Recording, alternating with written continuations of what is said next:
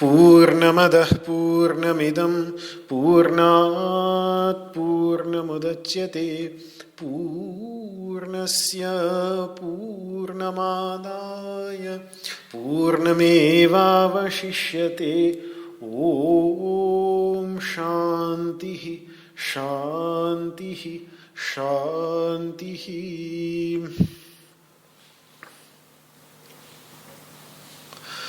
वसुदेवसुतं देवं कंसचाणूरमर्दनं देवकी परमानन्दं कृष्णं वन्दे जगद्गुरुं। सर्वोपनिषदो गावो दुग्धा गोपालनन्दनः पार्थो वत्सः सुधीर्भोक्ता दुग्धं गीतामृतं महत्। न कामयेह गतिमीश्वरात् परामष्टर्धियुक्तां पुनर्भवं वा आर्तिं प्रपद्येऽखिलदेहभाजाम् अन्तस्थितो येन भवन्त्यदुःखाः। विश्वं दर्पणदृश्यमाननगरी तुल्यं निजान्तर्गतं पश्यन्नात्मनि मायया बहिरिवोद्भूतं यथा निद्रया। यः साक्षात् कुरुते प्रबोधसमये स्वात्मानमेवाद्वयम् तस्मै श्रीगुरुमूर्तये नमः इदम्। श्रीदक्षिणामूर्तये।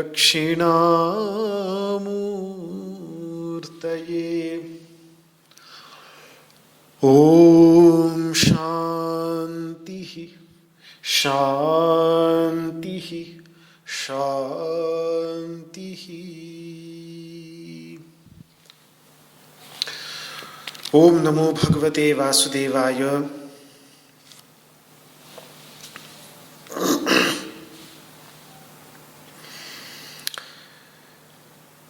भगवान समाहित चित्त को प्राप्त होने वाले प्रसाद की प्रशंसा कर रहे हैं और उस प्रशंसा को करते हुए ये कह रहे हैं कि जो व्यक्ति समाहित चित्त नहीं, जिसने अभी अपने अंतःकरण को अपने वश में नहीं किया, न तो उसे बुद्धि की प्राप्ति होती है, न उसे ज्ञान, बुद्धि मतलब ज्ञान की प्राप्ति होती है, न उसे भावना उपलब्ध हो पाती है।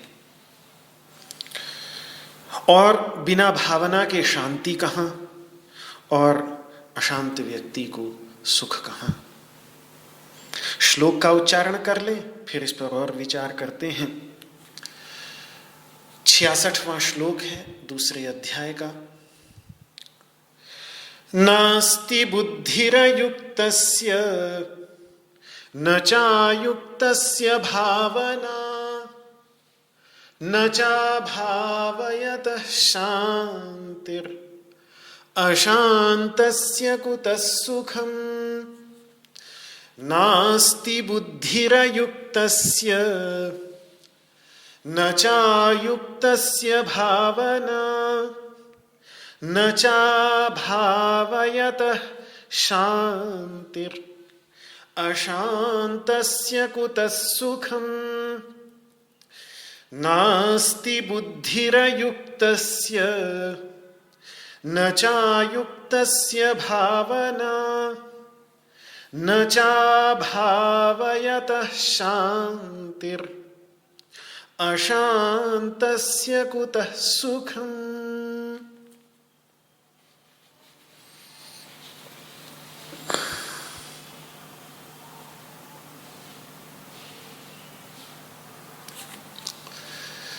नास्ति बुद्धिरयुक्तस्य न चायुक्तस्य भावना,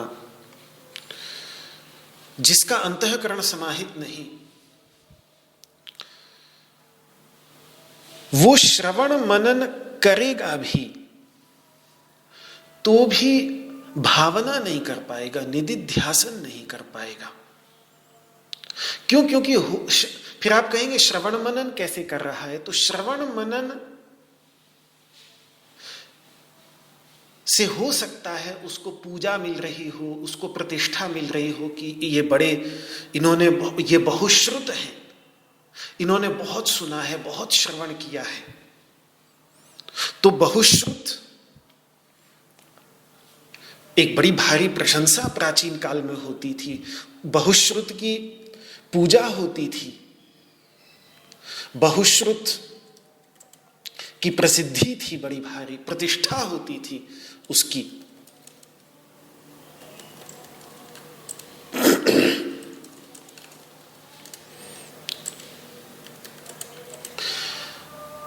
इसी प्रकार से मनन करने वाले को मुनि कहते थे। मुनि का सम्मान बड़े बड़े राजा लोग करते थे,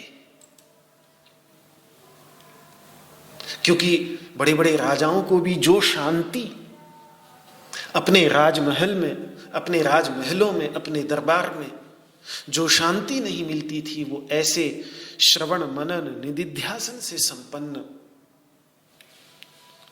ऋषि महर्षियों के आश्रम में उन्हें वो शांति मिलती थी।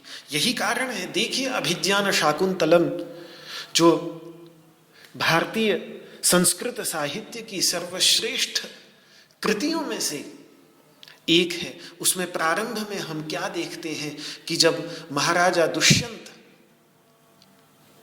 महर्षि कण्व के आश्रम के समीप पहुंच रहे हैं तो दूर से ही आखेट कर रहे थे, शिकार कर रहे थे, दूर से उनको आश्रम दिखता है तो जैसे ही उनको लगता है कि अब हम आश्रम की परिधि में आ गए हैं तो फिर वो तुरंत शिकार करना बंद कर देते हैं, तुरंत हिंसा के कार्यों को करना बंद कर देते हैं, अपने राजसी वेशभूषा उतार कर और बड़े सम्मान के साथ और बड़ी श्रद्धा के साथ उस आश्रम के अंतर्गत प्रविष्ट होते हैं। तो बड़ा सम्मान होता था बहुश्रुत मनीषियों का, मनन कर चुके महामुनियों का।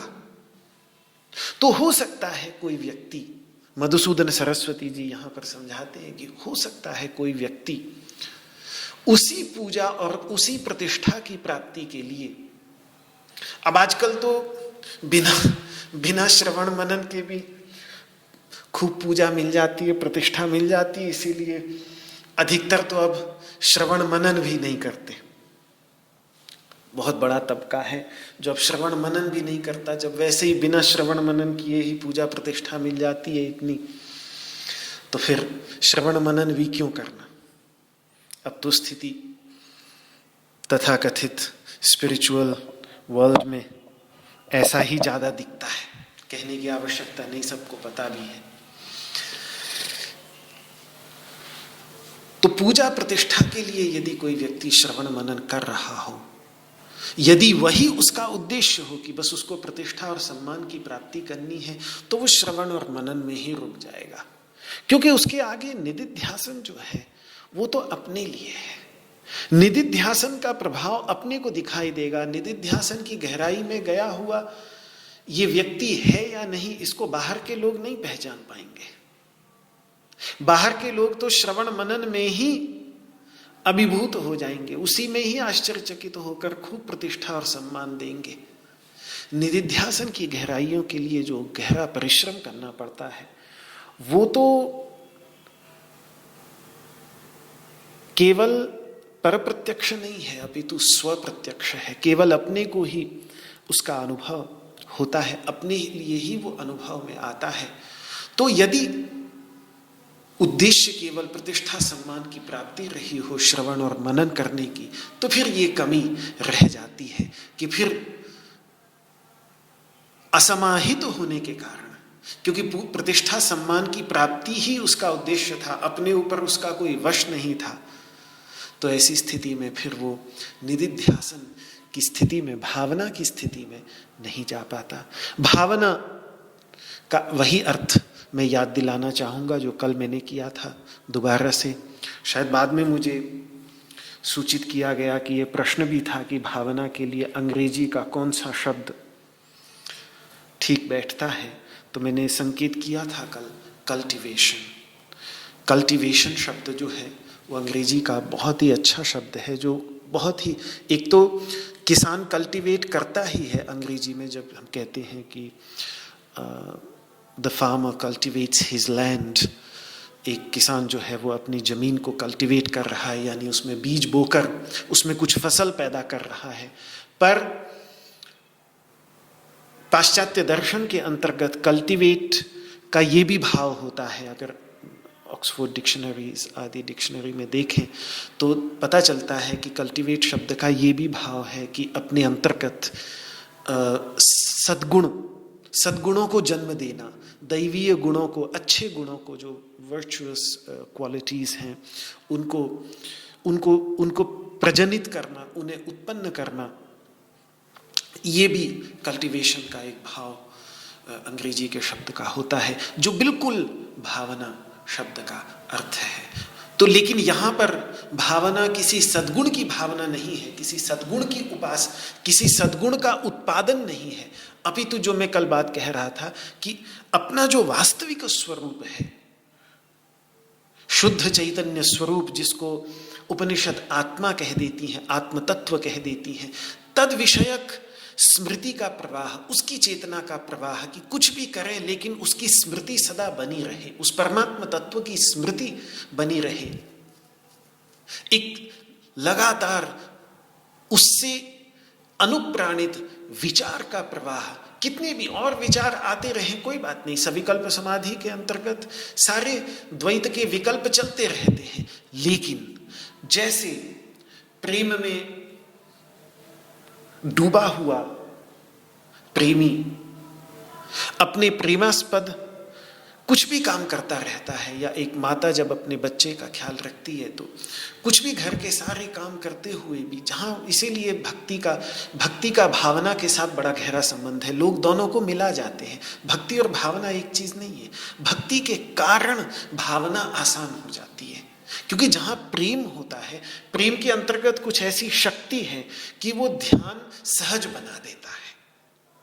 तो जहां भक्ति होगी, जहां सात्वस्मिन् परम प्रेम स्वरूप, जहां वो परम प्रेम होगा, वहां उस प्रकार के प्रवाह का उत्पादन, उस प्रकार के प्रवाह की भावना, उस प्रकार के विचार का अनवरत प्रवाह वो सहज बन जाएगा। चूंकि माता का अपने बालक के प्रति इतना प्रेम है, इसीलिए उसके अंतर्गत विचार कैसे भी आए, लेकिन वो बच्चे का विचार कभी निकलता ही नहीं, वो रहा ही आता है। प्रेमी के मन में प्रेमास्पद रहा ही आता है, या रही ही आती है उसके विचारों के अंतर्गत। क्यों? क्योंकि प्रेम की शक्ति वहां पर कार्य कर रही है। तो इसी प्रेम को जब हम उस परमात्मा तत्व के प्रति केंद्रित कर देते हैं, तो फिर तद विषयक, चाहे उसको स्मृति संतान कह लीजिए, स्मृति की भी मैं व्याख्या कर चुका हूं बड़े विस्तार से, कि उसकी चेतना सतत बनी रहे, इस प्रवाह का उत्पादन, इस प्रवाह की भावना के लिए जो अभ्यास किया जाता है, वो भी बिना समाहित चित्त हुए हो पाना संभव नहीं है। जब तक व्यक्ति समाहित चित्त में ही समझ की भी शुरुआत है, और समाहित चित्त होने में ही भावना यानी उपासना, यानी बार बार उस विचार को अपने अंतर्गत उत्पन्न करने के प्रयास भी उसी के अंतर्गत है। तो मैं जो बात कल कहना चाह रहा था, जिसके लिए समय कल बचा नहीं था, मैं निरूपण करना चाहता था दो मार्गों का।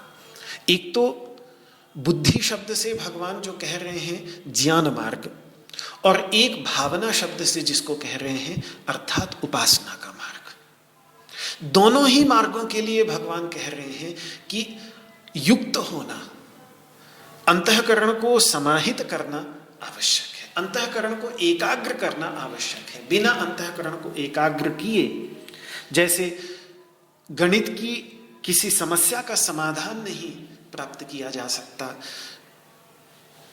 कि कुछ भी कोई भी कार्य, गाड़ी तक हम नहीं चला सकते ठीक तरीके से बिना एकाग्र हुए, बिना समाहित हुए। तभी तो इतने सारे एक्सीडेंट्स हो जाते हैं, क्योंकि जैसे ही वो ध्यान बंटता है तो वैसे ही दुर्घटना घटित हो जाती है। तो ये जो दो मार्ग हैं, ज्ञान मार्ग और उपासना मार्ग, चाहे उसको बुद्धि मार्ग और भावना मार्ग कह लीजिए, इन दोनों के भेद को, क्या भेद है ज्ञान में और भावना के अंतर्गत, क्या भेद है बुद्धि और भावना के अंतर्गत, इस भेद को मैं समझाना चाहता हूं। इसको हम एक उदाहरण के माध्यम से समझने का प्रयास करेंगे। जरा कल्पना करें कि हम मरुस्थल में भटक गए हैं, हमें बहुत प्यास लग रही है, सामने पानी आंखों से दिख रहा है, पर हमें मृग तृष्णा का ज्ञान है, हम उसे पहचानते हैं, हमें पहले मृग तृष्णा का अनुभव हो चुका है, पहले हम दौड़ चुके हैं उसके पीछे, तो हम जानते हैं कि वहां दिख भले ही पानी रहा हो, लेकिन सूखी रेत के सिवा वहां कुछ है नहीं। हम उसे अच्छे से पहचानते हैं, हमें ज्ञान है मृग तृष्णा का, तो हम उस मृग तृष्णा के चक्कर में नहीं पड़ते, हम उधर ध्यान ही नहीं देते, देखते हैं लेकिन ध्यान नहीं देते। हम उधर कितनी भी प्यास लग रही हो, बड़ी भारी प्यास लग रही है, हमारा पानी खत्म हो गया है, लेकिन हम उधर मुड़ते नहीं। क्यों? क्योंकि ज्ञान है, हमें पता है ये मृग तृष्णा है, इसमें जल नहीं है। हम अपने गंतव्य की ओर ले जाने वाले सीधे मार्ग पर चलते ही रहते, कुछ भी हो जाए हम मुड़ते नहीं, क्योंकि हमें पता है कि जल मिलेगा तो केवल अपने गंतव्य पर पहुंचकर मिलेगा। वहां जो सराय होगी उसके अंदर जल मिलेगा, वहां घड़ा रखा होगा वहां जल मिलेगा। तब तक कैसे भी इस प्यास को सहन करके कम से कम परिश्रम, अगर इधर उधर भटकेंगे पानी की खोज में तो रास्ता लंबा हो जाएगा और प्यास बढ़ जाएगी, और हो सकता है बेहोश हो जाएं गर्मी के मारे और यहीं मर जाएं, यहीं खत्म हो जाएं। तो तब तक कैसे भी प्यास को सहन करके जल्दी से जल्दी कदम उठाकर उस गंतव्य तक पहुंच जाओ। प्यास की चिंता मत करो, लगने दो, कोई बात नहीं, लेकिन किसी भी हालत में जो मृग तृष्णा दिख रही है, उसमें जो पानी दिख रहा है, उसी को आप सबसे अधिक चाहते हैं। उस समय उसी को हम सबसे अधिक चाह रहे हैं प्यास लगने के कारण। उस समय हमें और कुछ इससे अधिक नहीं चाहिए, केवल 2 बूंदें पानी की मिल जाए। मुंह सूख रहा है, गला सूख रहा है, दिल सूख रहा है, दिल बैठा जा रहा है, एक बूंद पानी भी कहीं से ठंडे पानी की मिल जाए, और सामने पूरा सरोवर दिख रहा है। लेकिन ज्ञान है तो ज्ञान के परिणाम स्वरूप हम नहीं मुड़ते उस ओर, और हम सीधे निकल जाते हैं। ये ज्ञान का सीधा सीधा मार्ग है, ये ज्ञान का मार्ग है। हम पहले मृग तृष्णा के भुलावे का अनुभव कर चुके हैं, हो सकता है 2-4 बार धोखा भी हुआ हो, 2-4 बार मुड़े भी हों गलत दिशा में, लेकिन अनुभव कर लिया, पता चल गया, तो इसीलिए हमको उसका ज्ञान है। तो हमको ज्ञान है इसलिए हम जानते हैं कि हमें क्या करना है, अपने रास्ते को पकड़े रहना है, चलते रहना है, प्यास की तितिक्षा करनी है और गंतव्य तक पहुंच जाना है। ये हुआ ज्ञान का मार्ग। फिर एक दूसरा मार्ग भी है उस व्यक्ति के लिए जिसको मृग तृष्णा का अभी तक ज्ञान नहीं, अनुभव नहीं। समझिए कि हम ऐसे व्यक्ति हैं, कभी आज तक रेगिस्तान में गए नहीं, कभी मृग तृष्णा का अनुभव ही नहीं हुआ, कभी वहां का पानी दिखाई नहीं, मृग तृष्णा का बिल्कुल कोई ज्ञान नहीं है।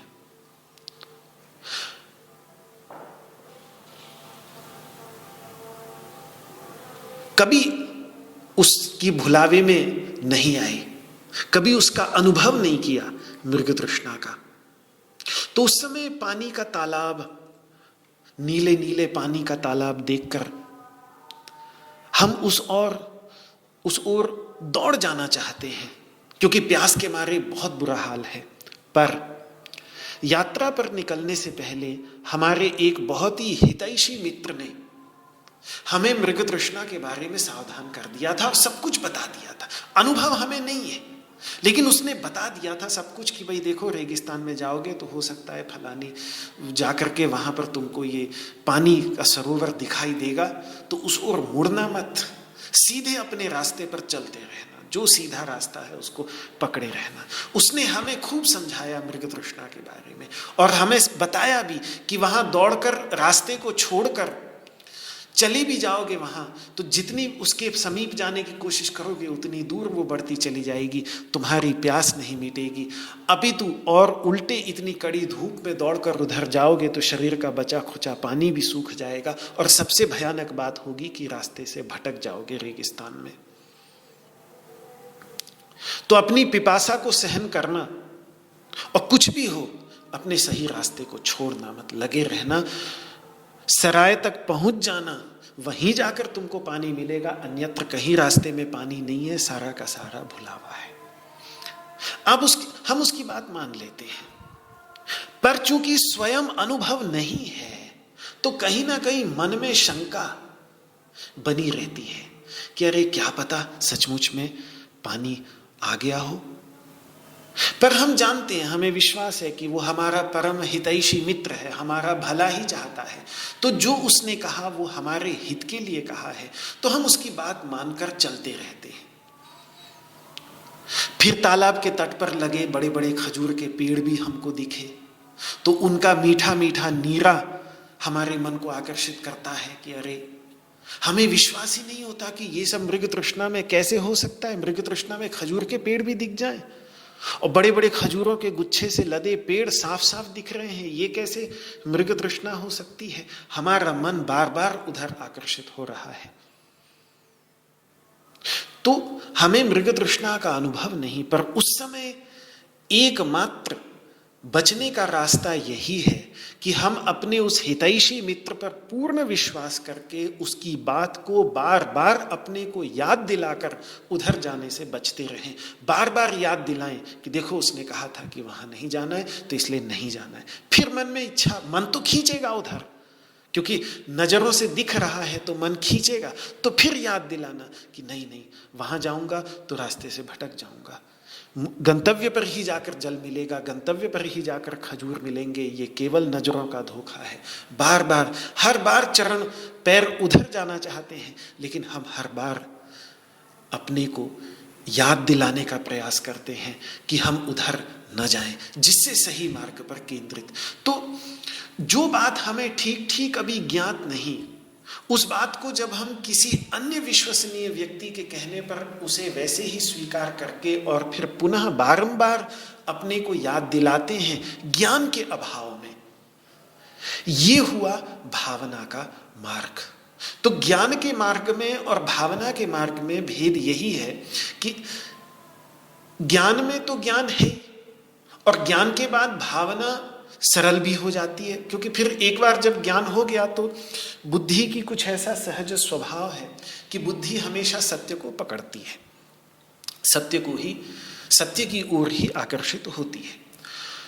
हालांकि कई बार ज्ञान होने के बाद भी भावना का अभ्यास करना पड़ता है, पर यहाँ जो ज्ञान और भावना में भगवान भेद कर रहे हैं, तो कई बार ज्ञान के अभाव में भी बार बार जो किसी विचार को अपने मन में बैठाने के लिए अभ्यास किया जाता है, जिससे ज्ञान के अभाव में भी वो विचार मन में दृढ़ता के साथ बैठ जाए, क्योंकि वो लाभकारी विचार है, तो उसको भावना कहते हैं। तो जैसे देखिए, ज्ञान मार्ग ज्ञान में जब व्यक्ति को ऐकात्म्य भाव, सर्वात्म भाव का ज्ञान हो गया तो उसका द्वेष अपने आप समाप्त हो जाएगा। समस्त प्राणियों के प्रति मैत्री उसके अंतर्गत अपने आप, मैत्री करुणा सहज रूप से उत्पन्न हो जाएगी। महर्षि दधीचि दध्यंग अथर्वण ऋषि ईशावास्योपनिषद के अंतर्गत बहुत स्पष्ट बोल देते हैं, यस्तु सर्वाणि भूतानि आत्मन्येवानुपश्यति सर्वभूतेषु चात्मानं ततो न विजुगुप्सते। जो सभी प्राणियों का ये साक्षात्कार कर लेता है कि सारे प्राणी उसी के अंदर हैं और वो सब के अंदर है, इस आत्म तत्व का जिसको ज्ञान हो गया उसके विजुगुप्सा यानी घृणा की सहज निवृत्ति हो जाती है। उल्टे आनंद स्वरूप उस परमात्मा तत्व की अवस्था में रहते हुए मैत्री और करुणा के भाव उसके अंतर्गत बहुत ही सहज रूप से उत्पन्न होते हैं। तो ये हो गया ज्ञान, ज्ञान के मार्ग द्वारा मैत्री और करुणा की प्राप्ति। लेकिन मैत्री करुणा इतना महत्वपूर्ण सद्गुण है कि तब तक रुकेंगे जिस दिन ज्ञान होगा। अरे ज्ञान के लिए तो बहुत आवश्यक साधन है मैत्री करुणा, क्योंकि मैत्री करुणा चित्त को शुद्ध करता है। शुद्ध चित्त जब तक नहीं होगा तब तक ज्ञान नहीं होगा। पूर्ण मैत्री, पूर्ण द्वेष की निवृत्ति, पूर्ण करुणा की प्राप्ति ज्ञान के बाद होगी। लेकिन उससे पहले भी, बिना ज्ञान हुए भी, ज्ञान होने से पहले ही साधक का यह कर्तव्य हो जाता है कि वो बार बार मैत्री भावना का अभ्यास करके उन मैत्री के भावों को अपने हृदय में बैठाए, करुणा के भावों को अपने हृदय में बैठाए, द्वेष के भावों से अपने को मुक्त करने का प्रयास करे, जिससे अंतःकरण की शुद्धि हो और फिर ज्ञान की प्राप्ति हो सके, जिसके बाद फिर वो मैत्री करुणा के भाव सहज बन जाएंगे। तो जो मैत्री करुणा ज्ञान के बाद उत्पन्न हुई वो हुई बुद्धि। लेकिन जो मैत्री करुणा ज्ञान के अभाव में हम उत्पन्न करने का प्रयास कर रहे हैं वो होगी भावना। तो ये ज्ञान और भावना में ये थोड़ा सा भेद है। एक में ज्ञान के बाद सहज अवस्था बन जाती है और एक में ज्ञान से पहले जो प्रयास किया जाता है उस अवस्था को। अभी देखिए, स्थितप्रज्ञ के जितने लक्षण भगवान बतला रहे हैं ये सारे के सारे लक्षण बहुत सहज ही स्थितप्रज्ञ के अंतर्गत आ जाते हैं। लेकिन स्थितप्रज्ञ अवस्था को प्राप्त करने वाले साधक के लिए यही साधना है जिसमें उसको परिश्रम करना पड़ता है, तो वहां उसको भावना करनी पड़ती है। तो चाहे ज्ञान का मार्ग हो, चाहे भावना का मार्ग हो, चाहे व्यक्ति ज्ञान की प्राप्ति का अभ्यास कर रहा हो या व्यक्ति भावना के द्वारा किसी भी शुभ विचार, सद्गुण या आत्मतत्व के ज्ञान को भी जो हमने श्रवण मनन से समझ में आ गया है, खूब सुना गुरुजनों से, तर्क की कसौटी पर कस के भी सोच लिया कि हाँ भाई मेरा शुद्ध चैतन्य स्वरूप वास्तव में ऐसा ही है, ठीक लग रहा है, बिल्कुल ठीक लग रहा है, ऐसा दृढ़ निश्चय भी हो गया, तो उसके बाद फिर जीवन के प्रत्येक क्षण में वो ज्ञान कभी विलीन ना हो, बल्कि वो ज्ञान हमेशा बना रहे, इसके लिए और कोई साधन नहीं अपितु भावना का मार्ग ही है। भावना करके ही उसको बार बार उसका विचार करके उसको अपने विचारों के प्रवाह में बार बार लाना पड़ेगा। और इन दोनों ही मार्गों में, चाहे ज्ञान का मार्ग हो और चाहे भावना का मार्ग हो, इन दोनों ही मार्गों में सफलता प्राप्त करने के लिए अंतःकरण का योग यानी अंतःकरण को समाहित करना, अंतःकरण की एकाग्रता का कुछ अभ्यास होना चाहिए।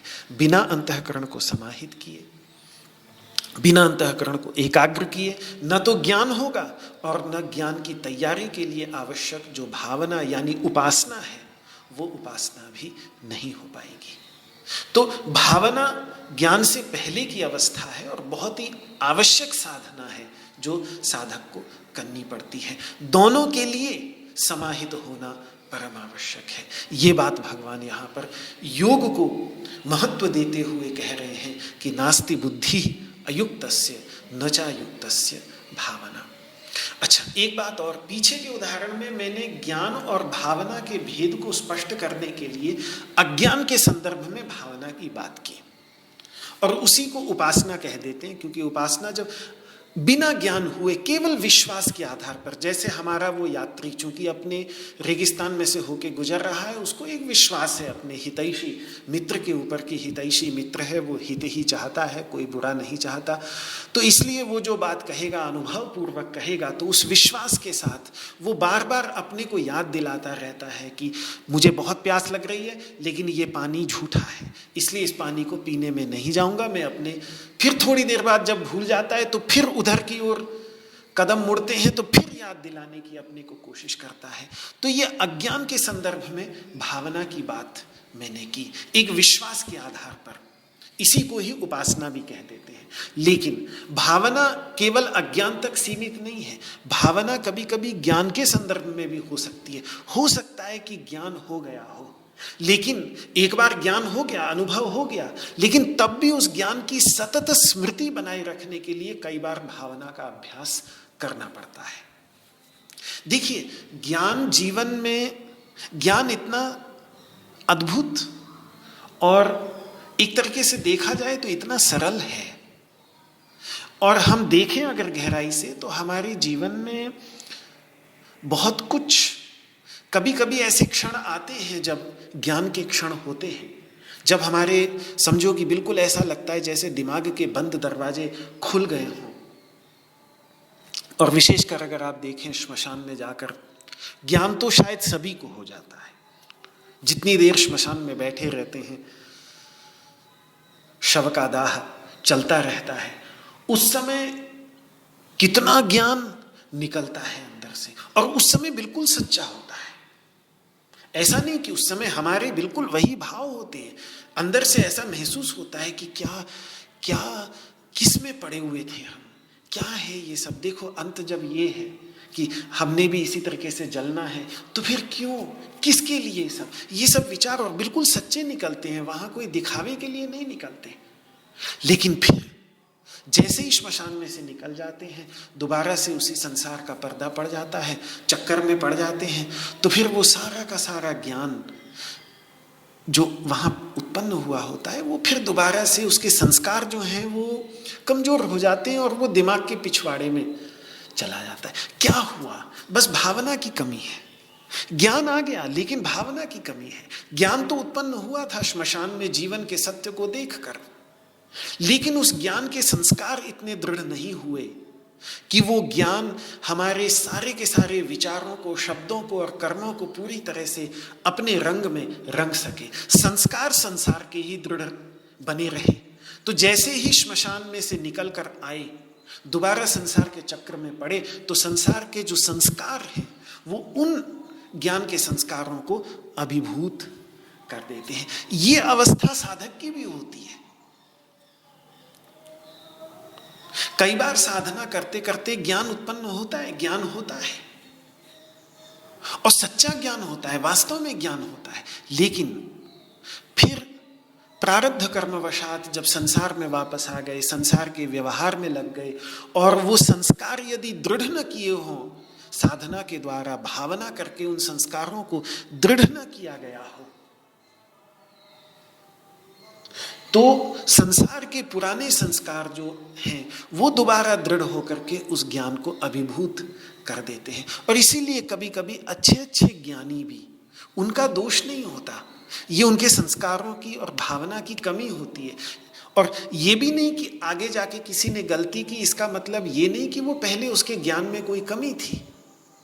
ज्ञान हो सकता है सचमुच में उनको हुआ हो, लेकिन फिर बाद में दोबारा से संसार में व्यवहार में फंसकर वो पहले के संस्कार इतने दृढ़ रहे आते हैं कि फिर वो उन ज्ञान के संस्कारों को धीरे धीरे दबा देते हैं। और फिर कई बार एक पाखंड का साम्राज्य भी खड़ा हो जाता है। एक पाखंड मतलब एक दिखावे का, धर्मध्वजिता का भी साम्राज्य खड़ा हो जाता है। हो सकता है मूल में सचमुच में ज्ञान रहा हो, मैं नकार नहीं सकता, लेकिन दूसरे संस्कार वहां पर आकर के दृढ़ होकर के और फिर एक दिखावा पैदा हो जाता है। तो ज्ञान के उपरांत भी भावना करनी पड़ती है। तो इस प्रकार से भावना के दो पक्ष हैं। उदाहरण के द्वारा जिस भावना को मैंने दिखाया पहले, उस भावना को हम कहते हैं उपासना। उपासना विश्वास के आधार पर की जाती है। श्रद्धा, गुरुजनों ने कह दिया, गुरुजनों ने कहा सोहम, हमें ज़्यादा सोचना ही नहीं है। जब वेद का वाक्य है, गुरु ने ज्ञान, गुरु ने मंत्र दे दिया, तो सोहम बनाते रहो, विचार करते रहो, उसका जाप करते रहो, सोहम हंस मंत्र का जाप करते रहो। धीरे धीरे इसी का जाप करते करते अंतःकरण इतना शुद्ध हो जाएगा कि एक दिन वैसी ही अनुभूति होने लग जाएगी। तो जो विश्वास के आधार पर, श्रद्धा के आधार पर, गुरुजनों के उपदेश में श्रद्धा के आधार पर जो भावना की जाती है, उसके लिए उपासना शब्द है।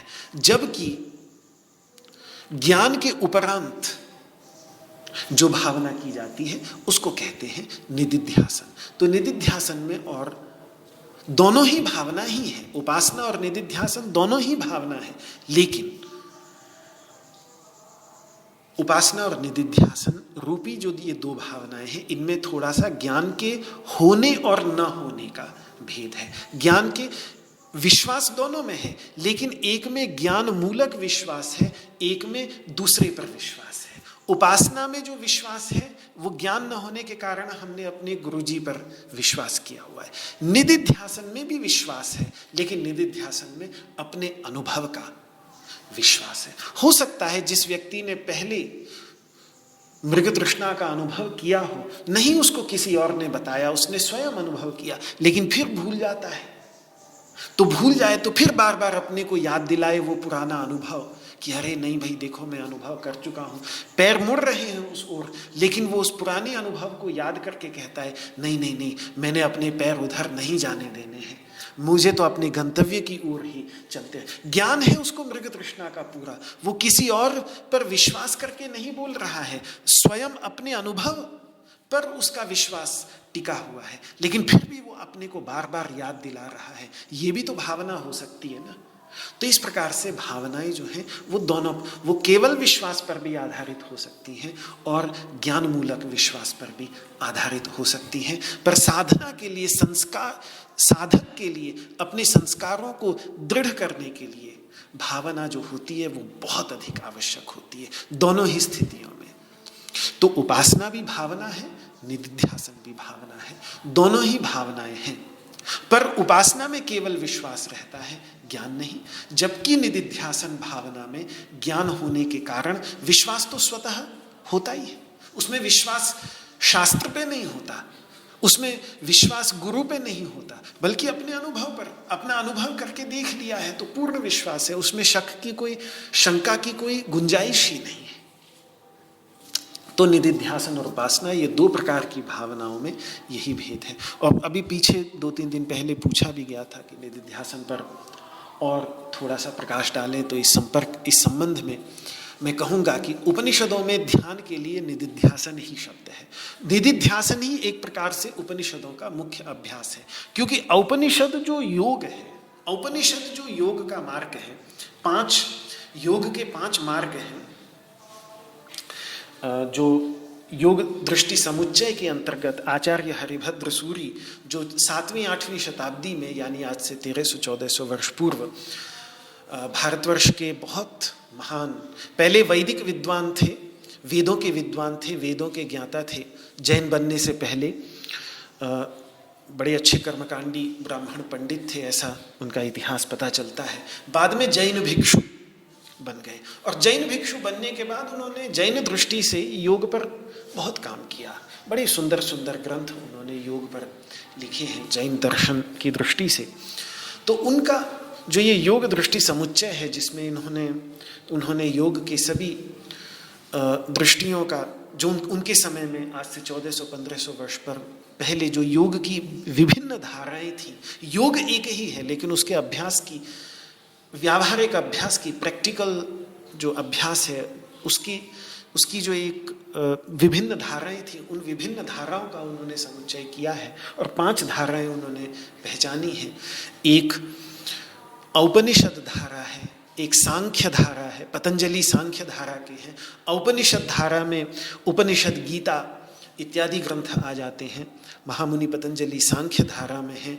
एक बौद्धों की योगाचार धारा है, एक उनकी अपनी जैन धारा है, और एक आगम ग्रंथों की भी योग की एक अपनी बड़ी प्रभावशाली धारा है आगम ग्रंथों की, जो बाद में जाकर हठ योग इत्यादि के अंतर्गत भी विकसित हुई।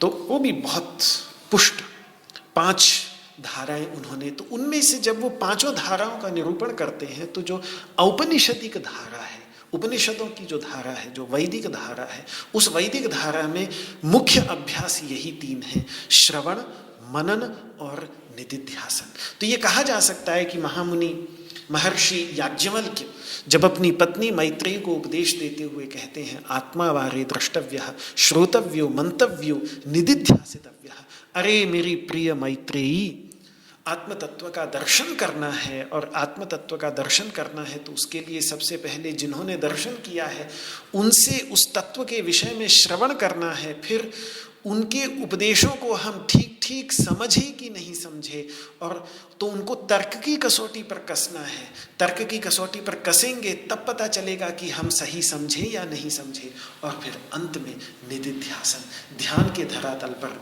लेकर जब मनन से परोक्ष ज्ञान हो गया, परोक्ष ज्ञान सही समझ में आ गया सब कुछ, तो फिर वो हमारे जीवन का अनवरत अभ्यास बनता चला जाए, हमारे जीवन का अनवरत हिस्सा बनता चला जाए। इसके लिए जो अभ्यास किया जाता है भावना का, उसको कहा जाता है निदिध्यासन। तो निदिध्यासन का अर्थ होता है बारंबार, या बहुत ध्यायी धातु ही है, जो ध्यान में धातु है वही निदिध्यासन में भी ध्या वही धातु है, लेकिन नी मतलब निशेष,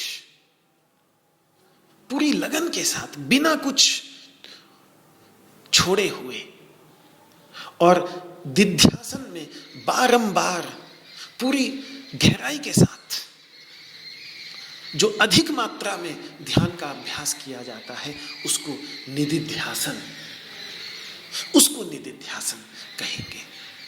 तो उपासना और निदिध्यासन ये दोनों ही शब्द ध्यानार्थक हैं, दोनों ही वेदों और उपनिषदों में बहुत ही प्रयुक्त होने वाले शब्द हैं, लेकिन भेद यही है कि श्रवण मनन के अभाव में सोहम की यदि कोई भावना ही करे, बस मनन करके अभी उसको तर्क की कसौटी पर नहीं कसा है, वेदांत वाक्यों का विस्तृत चिंतन नहीं किया है, अहम ब्रह्मास्मि तत्वमसि महावाक्य का जो शोधन है वो शोधन अभी तक उसने नहीं किया है, तो उसके कारण अभी तक परोक्ष ज्ञान तक भी उसे प्राप्त नहीं हुआ है। एक केवल विश्वास है उसके अंतर्गत कि सोहम वेद कह रहा है, मैं वही हूं, तो उस विश्वास के आधार पर यदि वो भावना करता है तो वो उपासना है, फिर वो निदिध्यासन नहीं। निदिध्यासन केवल श्रवण मनन के उपरांत ही संभव है। श्रवण मनन के उपरांत जब बिल्कुल तत्वम पदार्थ का शोधन करके व्यक्ति वेदांत की जो एक साधना पद्धति है उस साधना पद्धति से जब वो श्रवण मनन करता है, तत्वम पदार्थ का शोधन करता है, तत्वम पदार्थ का शोधन कर लेने के बाद जब परोक्ष ज्ञान उसके अंतर्गत उत्पन्न हो जाता है, तो उस परोक्ष ज्ञान को अनवरत बनाए रखने के लिए, जिससे अब रुकावट क्या है, उसको प्रत्यक्ष ज्ञान बनाने में कुछ कल्मश है हृदय के अंतर्गत, तो उस हृदय की अंतःकरण की शुद्धि के लिए जब उस आत्मज्ञान आत्म तत्व के परोक्ष ज्ञान को अनवरत बनाए रखने के लिए वो ध्यान करता है, भावना करता है श्रवण मनन के उपरांत, तो उसको कहते हैं निदिध्यासन। यही उपासना और निदिध्यासन का भेद है। तो निदिध्यासन ही फिर परिपक्व होकर पहले सविकल्प समाधि में और उसके बाद निर्विकल्प समाधि के रूप में परिवर्तित हो जाता है। तो वास्तव में सविकल्प समाधि और निर्विकल्प समाधि, ये जो 2 प्रकार की समाधियां हैं, ये निदिध्यासन की ही परिपक्व दशा है। जब जैसे कच्चा आम बिल्कुल पक जाता है तो मीठा आम बन के टपक जाता है, उस प्रकार से निदिध्यासन जब कुछ समय उसको हम देते हैं, पूरी लगन के साथ उसको करते हैं, उसको सींच करके पकाते हैं अपने निदिध्यासन को, तो फिर वो पक कर फिर सविकल्प समाधि और उसके बाद निर्विकल्प समाधि के रूप में परिवर्तित हो जाता है। ये बात पंचदशी के अंतर्गत विद्यारण्य मुनि जी ने बहुत सुंदर तरीके से समझाई है। अब एक शंका जो और उठेगी यहाँ, जो उठाई भी गई थी 2-3 दिन पहले आपके द्वारा, कि ज्ञान का भी अभ्यास क्यों? क्या एक बार ज्ञान हो जाना पर्याप्त नहीं? ये प्रश्न अभी 2-3 दिन पहले आप में से किसी ने पूछा था, तो इसकी भी चर्चा कर लेते हैं। केनोपनिषद में एक मंत्र है, प्रतिबोध विदितम मतम अमृतत्वम ही विन्दते। प्रत्येक बोध में जो विदित तत्व है, वो तत्व यदि समझ में आ जाए तो अमृतत्व की प्राप्ति हो जाती है। तो इसके पदभाष्य में भगवान शंकराचार्य ने 2 पक्ष सामने रखे हैं। मैं इस प्रसंग को आपकी सुविधा के लिए अपनी समझ के अनुसार थोड़ा सा सरल से सरल करके प्रस्तुत करने का प्रयास करूंगा। तो मैं सारी बात उनकी विस्तार से आपके सामने नहीं रखूंगा, केवल इतना कहूंगा कि सारे प्रसंग के अंत में भगवान शंकराचार्य कहते हैं कि देखो, इतनी जटिल और इतनी विस्तृत विवेचना कि ज्ञान एक ही बार होना चाहिए कि ज्ञान को कई बार उत्पन्न करना पड़ता है। दोनों दृष्टि में, दोनों दृष्टियों को लेकर बहुत तर्क दिए गए। सारा का सारा खेल ये वृत्तियों का खेल है कि वृत्ति वैसी बनी कि नहीं। तो वृत्ति को लेकर बड़ा वहां पर दोनों पक्ष, एक पक्ष ये है कि एक बार ज्ञान की वृत्ति उत्पन्न हो जाए तो फिर वो ज्ञान की वृत्ति जो है वो अंधकार को विनष्ट कर देती है, और उसके बाद फिर जो स्वरूप भूत तत्व है वो अपने आप से स्वतः ही प्रकट हो जाता है। तो बोध ज्ञान एक ही बार में हो जाता है, उसके लिए बार बार उसको करने की आवश्यकता नहीं पड़ती। दूसरे जो मत के हैं वो कहते हैं नहीं नहीं, कई बार बार भी करना पड़ता है। तो बड़ी वृत्ति को लेकर बड़ी जटिल विवेचना, विस्तृत विवेचना वहाँ पर भगवान शंकराचार्य ने और उनके जो टीकाकार टिप्पणकार हैं आनंद गिरी जी इत्यादि, ये सब प्राचीन लेखक अद्वैत वेदांत के उपनिषदों के ऊपर बड़ी विस्तृत विवेचना उन्होंने की है। लेकिन अंत में भगवान शंकराचार्य कहते क्या है, वो दोनों में अरुचि दिखा देते हैं, दोनों ही पक्षों में अरुचि दिखा देते हैं कि ना मुझे ये पक्ष ठीक लगता है ना ये पक्ष ठीक लगता है। अरे भाई, बोध एक बार हो या बार बार हो, है तो बोध ही ना, उसमें इतना झगड़ा किस बात का? हमें तो इतने से मतलब है, बोध से मतलब है। तो उनकी वहां पे पंक्ति है सकृद्वा असकृद्वा। अरे भाई, एक बार हो या अनेक बार हो, है तो बोध ही ना, बोध एव ही सह। वैसे एक बार के ज्ञान से ही अधिकतर बोध हो जाता है, बार बार जगने की आवश्यकता नहीं पड़ती। एक बार जग गए, स्वप्न समाप्त हो गया, सत्य का पता चल गया, जागृत हो गए, बुद्धत्व की प्राप्ति हो गई, बात समाप्त। और सुरेश्वराचार्य जी ने ये बात कही भी है बहुत सुंदर तरीके से कि सकृत प्रवृत्तिया मृदनाति क्रियाकारक रूप भृत अज्ञानम आगम ज्ञानम सांगत्यम नास्त्यतो नयोः। जब व्यक्ति तत्वमसि महावाक्य आदि महावाक्यों का श्रवण करके, और पहले तो उनकी उपासना है, क्योंकि जिस समय हम संन्यास लेते हैं और गुरुदेव हमें चारों महावाक्यों में से हमारी परंपरा के अनुसार किसी एक महावाक्य को हमारे कान में सुनाते हैं, तो उस समय वो केवल एक विश्वास होता है कि हाँ, गुरुजी ने संन्यास दिया, और उस विश्वास के आधार पर फिर हम उसी मंत्र का जाप करते रहते हैं। तो एक उपासना बन जाती है, वो महावाक्य उपासना का अंग बन जाता है। लेकिन जैसे जैसे फिर संन्यास के मार्ग पर आगे चलता रहता है व्यक्ति, अद्वैत वेदांत के ग्रंथों का श्रवण करता है, मनन करता है, चिंतन करता है। विविदिशा संन्यास का उद्देश्य ही यही है कि अपने सारे के सारे कर्तव्यों से मुंह मोड़कर पूरी तरह से समय दे सके व्यक्ति इन अद्वैत वेदांत के ग्रंथों की गहराइयों में जाकर इनका विचार विमर्श करने का, और विशेष करके जो तत्वमसि महावाक्य है उसका शोधन करने का कि त्वम पद का अर्थ क्या है, तत्व पद का अर्थ क्या है। इनका जब एक बार वो ज्ञान बिल्कुल प्राप्त हो जाए, तो एक ही बार वो ज्ञान एक बार उत्पन्न हो जाए तो वो सारे के सारे अज्ञान को विनष्ट कर देता है। इसीलिए ज्ञान और अज्ञान ये दोनों के दोनों एक स्थान पर नहीं रह सकते। ये वार्तिकाचार्य सुरेश्वराचार्य जी ने नैष्कर्म्य सिद्धि जो उनका प्रसिद्ध ग्रंथ है वहाँ भी ये बात कही है, और बृहदारण्यक उपनिषद के भाष्य वार्तिक में भी ये बात कही है। तो सामान्यतः स्वीकार यही किया जाता है कि एक बार में ही एक बार ज्ञान उत्पन्न हो गया तो उसको बारंबार उत्पन्न करने की आवश्यकता नहीं है। लेकिन एक बार जगने के बाद भी तो कभी कभी नींद आ जाती है ना दोबारा। क्या पता नींद ना भरी हो और उसके परिणाम स्वरूप नींद अभी भरी ना होने के कारण दोबारा से नींद आ जाए, तब क्या करेंगे? तो दोबारा भी तो जगाना पड़ेगा ना। तो कभी कभी क्या होता है कि प्रारब्ध कर्म जो है वो उनके संस्कार इतने दृढ़ हो जाते हैं कि वो रुकावट बन जाते हैं और उसके परिणाम स्वरूप पहली बार के ज्ञान में, पहली बार के बोध में ये जो कर्तृत्व की भावना है, ये जो कर्तापने की भावना है, ये कर्तापने की भावना पूरी तरह से निवृत्त नहीं हो पाती। ज्ञान तो हुआ, बात तो समझ में आ गई कि यह कर्तापन झूठा था, मैं तो अकर्ता तत्व हूं। लेकिन फिर जैसे समाज में व्यवहार करने लग जाता है तो वो संस्कार चूंकि पहले से इतने दृढ़ हैं, वही बोलना है कि मैं कर रहा हूँ, मैं बोल रहा हूँ, मैं तुमसे ये कह रहा था, तो एक वो भाषा बन जाती है और वो भाषा वैसी ही बनी रहती है। उस भाषा को हम बोलते हैं तो वो अकर्तृत्व भावना दोबारा से दबने लग जाती है, वो ज्ञान दबने लग जाता है। तो कई बार प्रारब्ध कर्म जो हैं इतने दृढ़ होते हैं कि वो रुकावट भी बन सकते हैं। तो ऐसी स्थिति में फिर आचार्य लोग स्वीकार करते हैं कि कई बार भी प्रतिबोध का अभ्यास करना पड़ता है, कई बार ज्ञान प्राप्त करने का अभ्यास करना पड़ता है। एक बार से नहीं होता। अगर एक बार से, अरे भाई एक बार के सीधी सी बात है, इसमें क्यों ज़्यादा सोचना।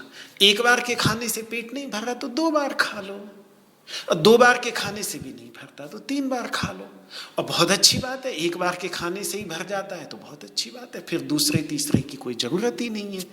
तो भगवान शंकराचार्य दोनों ही पक्षों को एकांगी मानकर दोनों ही पक्षों को अस्वीकार कर देते हैं, क्योंकि दोनों पक्ष एकांगी हैं। एक जोर दे रहा, एक पक्ष कहता है कि नहीं एक बार में ही ज्ञान होगा, तो वो अनेक बार के ज्ञान को अस्वीकार कर देता है, और अनेक बार के ज्ञान की वकालत करने वाला जो पक्ष है वो एक बार में ज्ञान हो सकता है उस पक्ष को अस्वीकार कर देता है।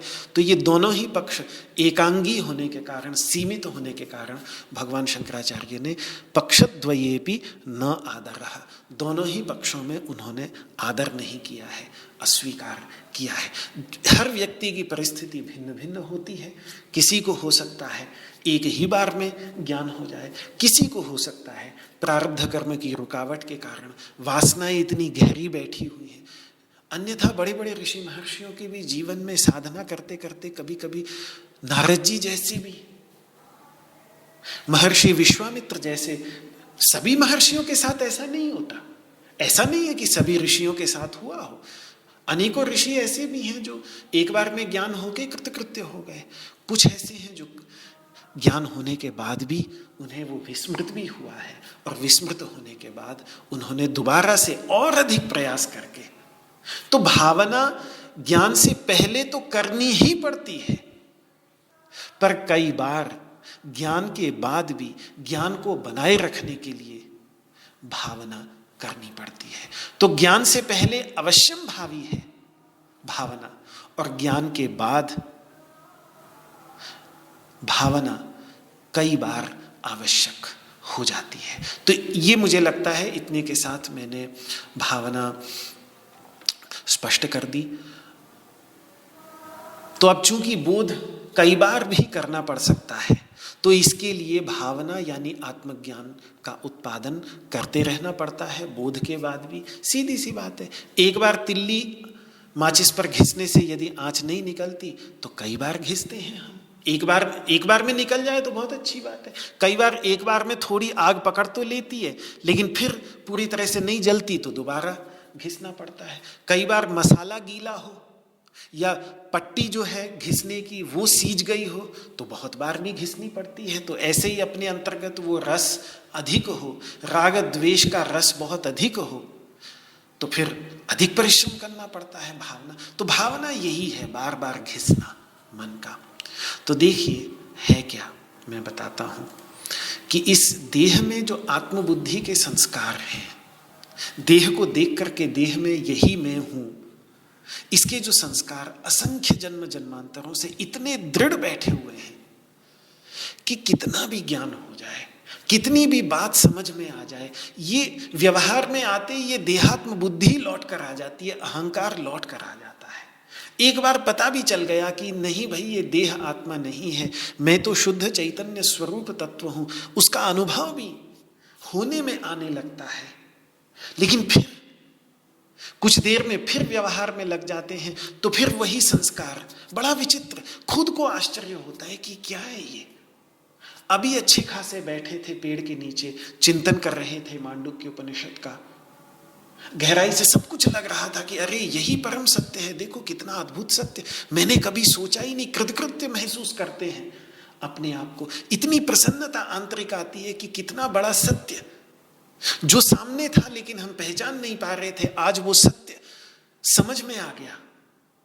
सब कुछ होता है, लेकिन फिर उस पेड़ से हटे, वापस आश्रम में आए, समाज में आए, फिर वही व्यवहार चल पड़ता है। जो पेड़ के नीचे का अनुभव था वो सारा का सारा पेड़ के नीचे रह जाता है और फिर अपने उसी सांसारिक व्यवहार में भूल जाता है व्यक्ति। तो फिर बार बार ऐसे साधक को उस पेड़ के नीचे जाना पड़ता है, जिससे वो स्मृति को दृढ़ बने। उस स्मृति के जो संस्कार हैं, उस स्मृति के मूल में विद्यमान जो संस्कार हैं, उन संस्कार को दृढ़, यहाँ यही है बस कि सत्य हम पहचान गए हैं, लेकिन उस सत्य की चेतना नहीं रहती। क्यों? क्योंकि उस सत्य के संस्कार कमजोर हैं। तो बार बार उस सत्य की चेतना पैदा करके उसके संस्कारों को दृढ़ता प्रदान करनी पड़ती है, जिससे कठिन से कठिन परिस्थिति में भी वो सत्य भूले नहीं। कठिन से कठिन परिस्थिति में एक पश्चिम के बड़े प्रसिद्ध जो फिल्मकार हैं हॉलीवुड के, उन्होंने एक मैट्रिक्स करके फिल्म बहुत समय पहले, आज से कोई 20-25 वर्ष पहले, 20 वर्ष पहले ये फिल्म बनाई थी।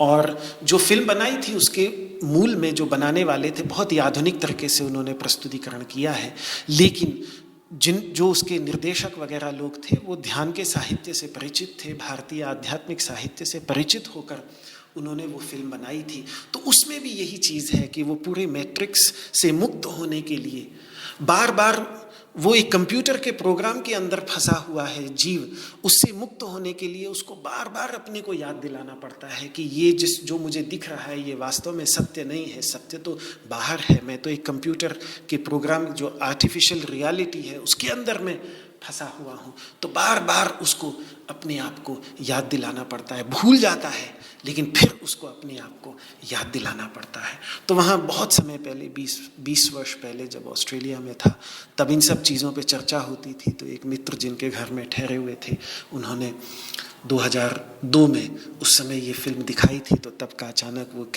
उन्होंने कहा कि देखो आप जो ये चर्चा कर रहे हैं ये हम इस फिल्म में आप देखिए कि इस तरीके से है। तब उस समय वो फिल्म 2002 में, आज से 20 वर्ष पहले देखी थी, तो अचानक याद आ गया। तो बार बार उस संस्कार को, वो पता है, उसको सत्य पता है, लेकिन वो जो दिख रहा है उस दिखने के अंतर्गत वो सब कुछ भूल जाता है। तो फिर बार बार उसको अपने को याद दिलाना पड़ता है। तो ये सब, ये भावना, ये सब योग युक्त हुए बिना, समाहित हुए बिना, एकाग्र हुए बिना संभव नहीं। सरल शब्दों में कहूँ एक वाक्य में, तो स्वरूप को यदि स्वभाव बनाना है तो वो भावना से ही बनाया जा सकता है। स्वरूप है हमारा, लेकिन वो स्वरूप तो सदाई है, वो तो अभी भी है, लेकिन यदि उस स्वरूप को अपने स्वभाव के धरातल पर उतार कर लाना है कि वो हमारा स्वभाव, सहज स्वभाव बन जाए, तो स्वरूप को स्वभाव के धरातल पर केवल भावना से ही उतारा जा सकता है। उस भावना की बात यहाँ पर भगवान कह रहे हैं कि बिना भावना किए, आत्मज्ञान की भावना किए जीवन में शांति नहीं आती। और अशांतस्य कुतः सुखम, अशांत व्यक्ति को सुख कहाँ? तभी भागवत पुराण में धर्म की अनेकों पत्नियों में से एक पत्नी, जो 13 पत्नियां में पीछे भी मैंने चर्चा की थी, तो धर्म की जो एक पत्नी शांति है, वो धर्म और शांति ये दोनों मिलकर जिस पुत्र को उत्पन्न करते हैं, उस पुत्र का नाम रखा गया है सुख। क्यों? क्योंकि धर्म और शांति ये दोनों मिलकर ही सुख को उत्पन्न करते हैं। बड़ी सरल सी बात है कि किस प्रकार से धर्म और शांति, ये दो चीज़ें मिल जाएं तो जीवन में, इसके अतिरिक्त कितनी भी गहराई से विचार करके देख लीजिए, सुख का, आनंद का और कोई भी मार्ग दिखाई नहीं देता। तो इसके साथ ही इस श्लोक का विचार समाप्त हो जाता है। अब अगले श्लोक के अंतर्गत भगवान उस अवस्था का निरूपण करेंगे जिसमें यदि मन एकाग्र नहीं, यदि अंतःकरण समाहित नहीं, तो अंतःकरण समाहित न होने पर क्या स्थिति होती है, क्यों बुद्धि नहीं हो पाती, क्यों भावना नहीं हो पाती, क्यों बुद्धि बिना समाहित अंतःकरण वाला बने बिना ज्ञान प्राप्त नहीं होता। क्योंकि ज्ञान आ भी जाएगा तो बार बार उसका हरण हो जाएगा। वही बात देखिए जो मैं कह रहा था कि कई बार ज्ञान, अनेक बार अगर अंतःकरण समाहित ना हो तो ज्ञान उत्पन्न हो भी जाएगा तो भी उसका हरण करने वाले तत्व बहुत सारे पैदा हो जाएंगे। तो वो स्थित प्रज्ञ की प्रज्ञा के हरण का भी खतरा है असमाहित अंतःकरण के लिए। उस खतरे से आगाह करा रहे हैं भगवान 67वें श्लोक के अंतर्गत। तो इस श्लोक का विचार मैं कल आपके सामने प्रस्तुत करूंगा। कल से फिर समय वही रहेगा। आज थोड़ा ऐसा था, बड़ा अच्छा कार्यक्रम, मुझे तो बहुत आज प्रसन्नता मिली। मैं सामान्यतः ऐसे कार्यक्रमों की चर्चा नहीं, अनावश्यक ही होता है, लेकिन आज का कार्यक्रम एक युवा पीढ़ी, विशेषकर पश्चिम में रहने वाली भारतीय युवा पीढ़ी है, तो वो मूल रूप से भारतीय, लेकिन यूरोप के देशों में पैदा हुए, वहीं पले बड़े, वहीं अध्ययन स्वाध्याय किया, लेकिन उसके बावजूद उनकी जो अपने जो मूल है, अपनी जो जड़ है, उसके प्रति जो उनका एक रुझान है, वो कभी कभी जब मुझे यहाँ की युवा पीढ़ी के अंतर्गत उसकी कमी दिखती है, तो मैं तुलना नहीं करना चाहता, लेकिन आज मुझे वो बहुत प्रसन्नता मिली। जितने भी वो युवक वहाँ पर, युवक युवतियाँ एकत्रित हुए, उनके अंतर्गत जो एक उनके प्रश्नों को देखकर और उनको देखकर जो मुझे लगा कि कितनी गहरी इनके अंतर्गत रुचि है, कितना जानना चाहते हैं।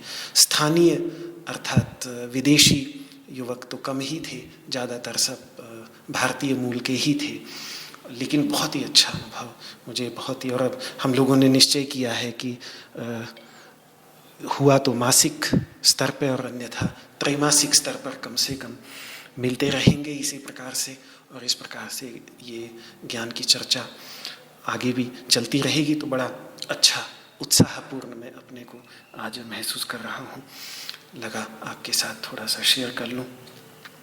तो इस बार पुष्पांजलि को सब प्रभु की कृपा है, प्रभु आशीर्वाद दे रहे हैं। वहाँ भी कुछ अच्छे मित्र बड़ा अच्छा कार्य कर रहे हैं, जिसको यहाँ राष्ट्रीय स्वयंसेवक संघ जाना जाता है, उसको वहाँ पर विश्व स्वयंसेवक संघ के नाम से जानते हैं। तो उनके भी कुछ अच्छे कार्यकर्ता वहाँ लगे हुए हैं कार्य करने में। तो बड़ा अच्छा एक जागरण का, धर्म जागरण का कार्य, विशेषकर लंदन और उसके आसपास के इलाकों में बड़ा अच्छा कार्य देखकर मन को बड़ी प्रसन्नता होती है। जब भी वहाँ से जुड़ता हूँ, पिछले 1-2 सालों से उनके कार्यक्रमों में जुड़ता रहा हूँ, बहुत प्रसन्नता होती है, बड़ा आनंद आता है वहाँ की युवा पीढ़ी के उत्साह को देखकर।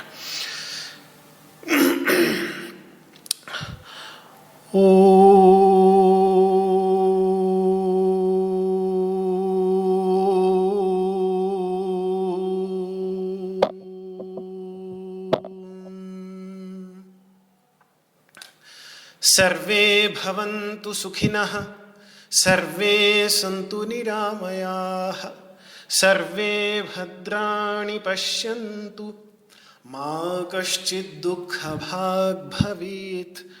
ओम शांति शांति शांति। न त्वहं कामये राज्यं न स्वर्गं न पुनर्भवं, कामये दुःखतप्तानां प्राणिनामार्तिनाशनं। श्री कृष्णार्पणमस्तु। आपको मेरा हाथ जोड़ करके प्रणाम। जय श्री कृष्ण, जय श्री कृष्ण, जय श्री कृष्ण। सादर प्रणाम। श्री चरणों में बारंबार प्रणाम करता हूं मैं। बारंबार प्रणाम मिश्रा जी, प्रणाम।